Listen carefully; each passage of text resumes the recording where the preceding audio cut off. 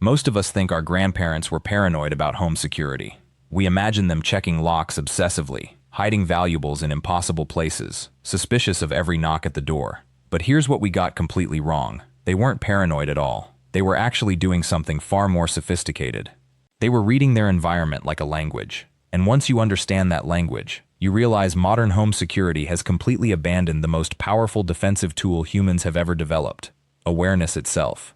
Our grandparents didn't just lock their doors and hope for the best. They created what I call an environmental reading system. Every single object in and around their home served as a monitoring device.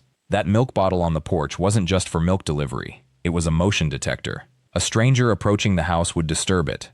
The position of a gate latch, the arrangement of garden stones, the placement of a broom by the door. These weren't random. They were intentional markers that would reveal if someone had been prowling while the family was away. Think about this differently. A lock is a binary system. Either someone got in or they didn't.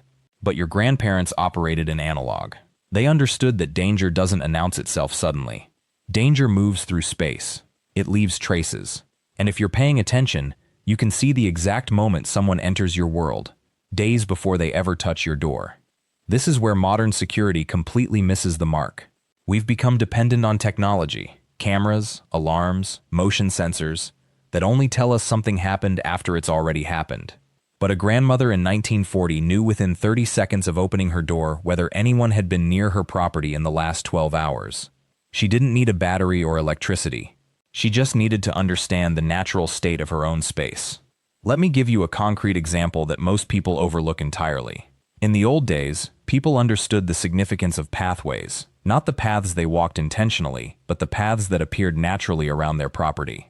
Grass grows differently depending on how many feet have crossed it. Soil compacts in specific patterns. An experienced observer could tell you not just that someone had been there, but how many times, approximately when, and what direction they came from. Your grandparents weren't just seeing, they were reading a whole narrative written in their yard.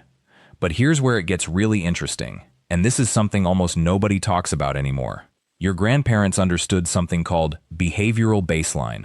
They knew what normal looked like for their neighborhood, and more importantly, they could spot deviation instantly. If dogs in the area normally barked at certain times but suddenly went silent, that was data. If the mailman always arrived at 10:15 but showed up at 9:30, that disruption meant something. They weren't paranoid, they were baseline aware. Modern psychology has started catching up to what our grandparents knew intuitively. They understood that threats manifest as pattern disruptions. And the human brain is absolutely exceptional at detecting patterns, but only if you're consciously paying attention. We've outsourced that attention to our phones and our devices, and in doing so, we've become blind in our own homes. Let me tell you about door positioning, something that reveals how differently our ancestors thought about security. They didn't just care about whether a door could be locked. They cared about the angle at which it opened, the visibility from that door, what you could see approaching from various positions. Some houses from the 1800s have interior hallway designs that seem odd to us today. Long corridors, multiple doorways, windows in unexpected places. But these weren't design quirks. They were defensive architecture. You could see anyone coming from multiple directions before they could surprise you. And then there's something we almost never discuss anymore, the role of sound. Your grandparents didn't just watch their environment. They listened to it obsessively. They understood that sound patterns in and around a home are incredibly revealing. The way a dog behaves when a familiar person approaches versus a stranger is completely different. The sound of gravel under different weights of footsteps. The acoustic signature of someone moving through a room when you're in another part of the house. They could identify people by sound alone. This is where I want to pause and tell you something that most security content completely ignores. There's a research paper I've been meaning to reference. Actually, we've put together a much deeper dive into this entire concept, the history of environmental awareness as a security measure, and how to apply it to your modern home. You'll find that resource linked in the description and in the pinned comment. It goes way beyond what we're covering here. And honestly, it's the context you need to really understand how powerful this approach is. Here's what shocks me about modern home security systems. They cost thousands of dollars, they require constant monitoring, they give you a false sense of security, and they still only work after something has already gone wrong. Meanwhile, your great-grandmother, with no technology whatsoever, could walk out of her home in the morning and immediately know if anyone had even looked in her windows while she slept. How is that not the thing we're talking about constantly? The answer, I think, is that environmental awareness requires something we've trained ourselves not to do anymore. Slow, methodical observation. It's not passive. It's not outsourced to a device. It requires you to be present. And in a world that's constantly trying to grab our attention and pull us into screens, being genuinely present in physical space has become almost radical. But let's talk about something even more counterintuitive. The things your ancestors didn't do.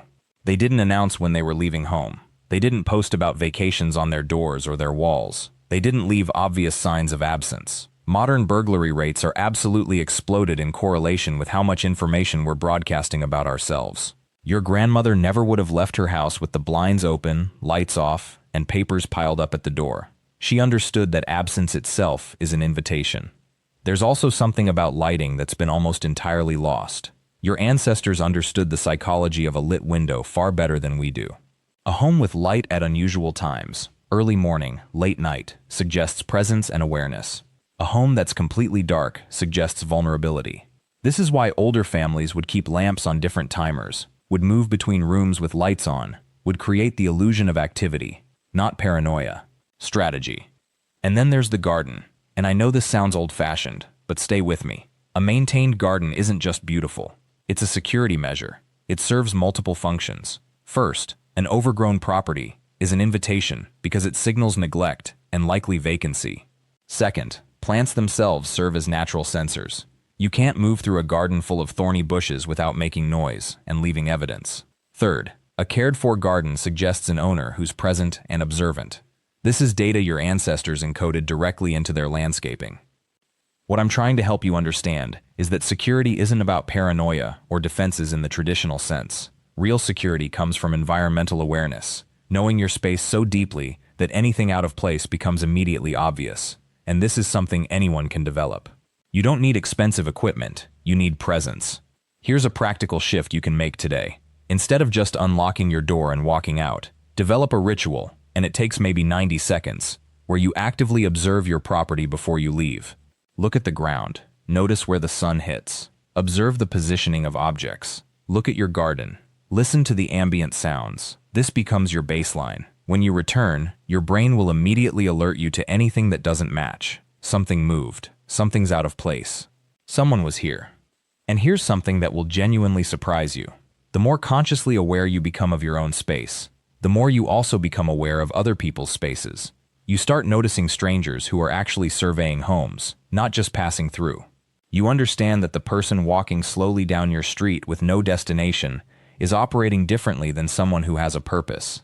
This isn't intuition, it's just data processing, and your brain is incredibly good at it when you let it work. There's a reason burglary rates have dropped in some communities, where people have specifically implemented what I'd call environmental awareness programs. Not expensive alarm systems, not more police, just neighbors who are actually paying attention, who know their baseline, who notice when something's off. Criminals don't want attention, they want invisibility. When they realize a neighborhood is observant, they simply move on. Let me tell you about one more thing that's absolutely fascinating and almost nobody talks about: the role of community. Your grandparents operated within a network of mutual observation. The mailman knew their schedule. The neighbor 3 houses down noticed unfamiliar vehicles. The shopkeeper who saw them weekly could spot strangers asking questions. They didn't have security through isolation. They had security through visibility and interconnection. They were known, and that knowledge was a form of protection. Modern suburbs and urban areas have actually done the opposite. We've created neighborhoods of strangers. We don't know our neighbors. We don't greet people. The mailman is a variable, sometimes a different person. We interact through gates and garage openers, never actually seeing or being seen. And then we install expensive security systems to replace the social fabric that used to protect us. We're solving the problem wrong. The irony is devastating. We've created environments that are less safe while believing they're more secure because we're watching them on cameras, whereas our ancestors created genuinely safer environments through simple presence and awareness. Now, I want to be clear about something. I'm not saying your grandparents were perfect or that modern technology is useless, but I am saying that we've swung the pendulum so far toward external security measures that we've completely abandoned the internal capability, the skill of observation and awareness, that actually prevents most problems before they happen. Let me give you one more concrete example that really drives this home. Traditional homes in many cultures have something called a greeting space, a covered porch, a vestibule, a courtyard entrance. This isn't decoration. This is a security measure. It creates a space where you can observe someone before you fully interact with them. You can see if they're a delivery person with uniform and van, or someone uncertain trying to find a reason to be there. You can hear what they say and gauge their demeanor.